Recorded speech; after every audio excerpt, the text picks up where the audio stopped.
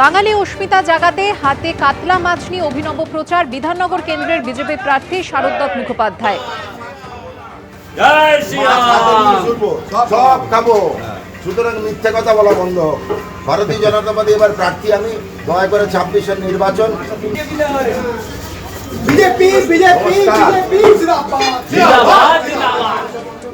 তৃণমূল তো বলেছে বিজেপি যদি আসে ভোট দেবেন না কেন, বিজেপি এলে মাছ ভাত খাওয়া বন্ধ করে দেবে, মাংস খাওয়া বন্ধ করে দেবে, যারা পশ্চিমবঙ্গে নিরামিষ বানাবে। মাথায় রাখতে হবে, আমরা মাছ ছাড়া শুভ কাজ শুরু করি না। বিয়ে বাড়ির তত্ত্বতেও মাছ পাঠাই। আজকে তত্ত্ব সাজিয়েছি বিরোধীদের কাছে এই বার্তা পাঠানোর জন্য। এই বার্তার তত্ত্ব যাচ্ছে মাছ দিয়ে। আমরা বলে দিলাম মাছ ভাত তো বন্ধ হবেই না। এখন তৃণমূল যে সরকার চালাচ্ছে তাতে আমাদের 1-8 পিস মাছ জুটছে, বিজেপি এলে 4-5 পিস ডবল ডবল মাছ খাবে। 15 বছরে যা করে দেখাতে পারেনি, 5 বছরে বিজেপি তাই করে দেখাবে। উত্তরপাড়ায় সকাল সকাল প্রচারে বেরিয়েছেন সিপিএম প্রার্থী মীনাক্ষী মুখোপাধ্যায়। আমাদের সবাই আপনাদের সঙ্গে এই নম্বরের মাধ্যমে যুক্ত সঙ্গে কোনো সুবিধা অসুবিধা আমরা একসাথে থাকবো।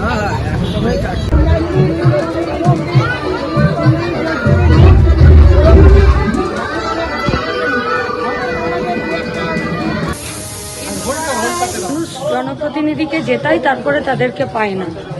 আমাদের পার্টির তরফ থেকে আমরা মানুষের সঙ্গে একটি কানেকশনের ব্যবস্থা করেছি, পাড়া বৈঠক করেছি। পাড়া বৈঠকে মানুষ যা জানিয়েছেন সেটাও সঙ্গে করেছি। তারপরেও মানুষের যদি আরো কোনো আমাদেরকে পরামর্শ দেবার থাকে আমরা সেই পরামর্শ নিয়ে কাজ করব। আগের বিধায়ক জিতে চলে গিয়েছিলেন, তাকে ফোনেও পাওয়া যেত না, সেই কারণেই কি নাম্বার দিলেন? না না, আমরা কাউকে দেখে কপি করি না, আমাদের নিজস্ব এজেন্ডা আমরা নিজেরা ঠিক করেছি। এবং আজকে মিটিংও আপনারা সিপিএম প্রার্থীর প্রচারের ছবি আপনারা দেখলেন, তার পাশাপাশি দেখছেন প্রচারে তৃণমূল প্রার্থীও। শীর্ষান্ন বন্দ্যোপাধ্যায় তৃণমূল প্রার্থী উত্তরপাড়ায় প্রচার শুরু করলেন। ওনারা তো পরিযায়ী প্রার্থী, উনি এখন ভোটের জন্য এখানে এসছেন। ওনাকে সেই জন্য এটা চৌঠামের পরে দেখবেন এই নাম্বারে ফোন করলে হ্যাঁ উপভোক্তা অ্যাভেলেবেল নেই বলবে।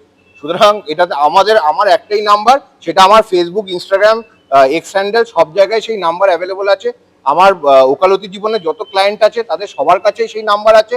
আমাকে ছোটবেলা থেকে যারা চেনে সেই সবার কাছে নাম্বার আছে। উত্তরপাড়ার যতজন আমাদের তৃণমূল কর্মী আছে, কাউন্সিলর আছে, চেয়ারম্যান আছে, পঞ্চায়েতের প্রধান, পঞ্চায়েতের মেম্বার, ব্লকের সভাপতি, টাউনের সভাপতি, সবার কাছে আমার একটাই নাম্বার আছে, সেটাই আমার কলিং নাম্বার, সেটাই আমার হোয়াটসঅ্যাপ নাম্বার। আমাকে ভোটের জন্য কোনো নাম্বার নিতে হয়নি এবং আমার একটা নাম্বারই এনাফ। আমরা শুনুন, আমরা এখানে 365 দিন থাকার লোক। আমি উত্তরপাড়ার ঘরের ছেলে, আমার নাম্বার পেতে অসুবিধা হবে না, আর নাম্বারও লাগবে না। উত্তরপাড়ার মানুষ আমাকে রাস্তাঘাটে, বাজারে, চায়ের দোকানে এমনি দেখতে পাবে। শিলিগুড়িতে প্রচার সারছেন বিজেপি প্রার্থী শঙ্কর ঘোষ। রবিবাসরীয় সকালে জমজমাট প্রচার। भारत माता की जय, भारत माता की जय, वंदे मातरम।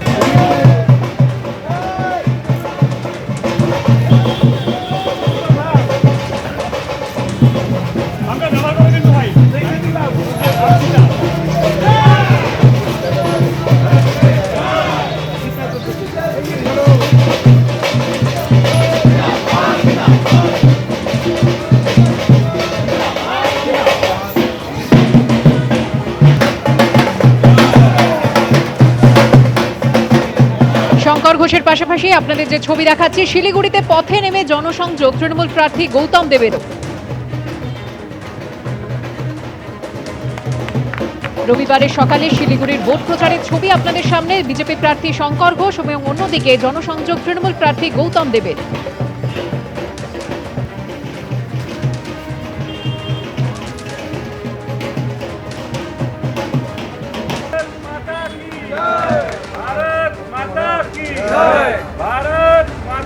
নতুন বলতে আমি শুধু এইটুকু বলবো যে মানুষের যে বিপুল সাড়া এই শিলিগুড়ি শহরে রয়েছে তার প্রতিফলন এর আগেও হয়েছে এবং ভবিষ্যতেও হবে।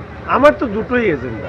এক, হিন্দুদেরকে দ্বিতীয় শ্রেণীর নাগরিক হিসাবে যাতে পশ্চিমবঙ্গে বাস না করতে হয় তার জন্য তৃণমূলকে উচ্ছেদ করতে হবে, আর পশ্চিমবঙ্গের উন্নয়নের স্বার্থে ডাবল ইঞ্জিন সরকার প্রতিষ্ঠা করতে হবে। পরিচিতি নিয়ে কাজ করব, কোনো দলের বিধায়ক নয়, সবাইকে নিয়ে কাজ করব। আর উন্নয়নই হবে একমাত্র মূল মন্ত্র।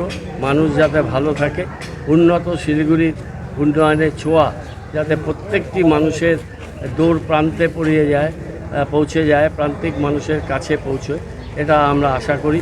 শিলিগুড়ি কে প্রাপ্য যে মর্যাদা, সেই মর্যাদার জায়গায় উত্তীর্ণ করার এটা লড়াই এবং নিজেকে ছাপিয়ে যাওয়ার লড়াই। এটা নিছক একটা লড়াই না, এটা শিলিগুড়ির উত্তরণের ভবিষ্যৎ এর সাথে যুক্ত হয়ে আছে। আমরা সেই কাজটাই করতে চাই। এবিপি আনন্দ, এগিয়ে থাকে, এগিয়ে রাখে।